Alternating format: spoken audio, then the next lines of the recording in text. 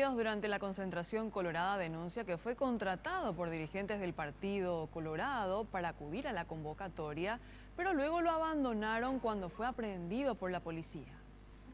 César Antonio Ramírez fue contratado por dirigentes del Partido Colorado para arrear personas desde Capiatá hasta Asunción, para sumar personas a la manifestación colorada de este martes, pero las cosas no salieron como él esperaba.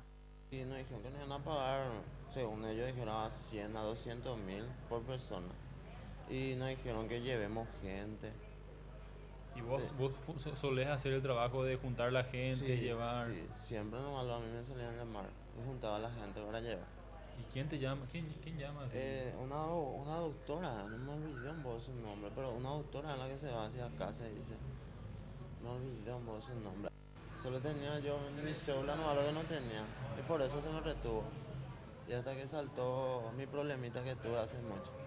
Denuncia que los dirigentes colorados lo abandonaron una vez que fue detenido y que si bien cuenta con antecedentes por robo domiciliario, ya cumplió su condena.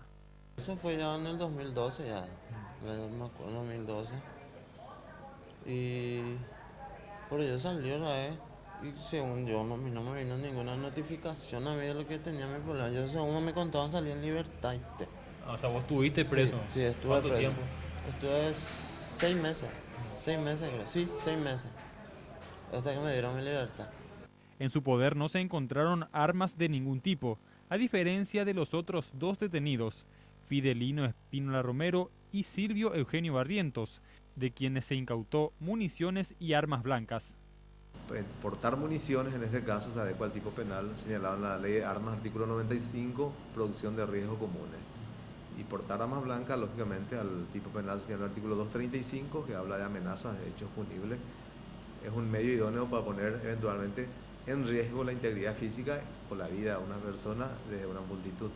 Los dos detenidos con armas blancas y municiones fueron derivados a la agrupación especializada, mientras que César Antonio Ramírez fue trasladado a la comisaría tercera.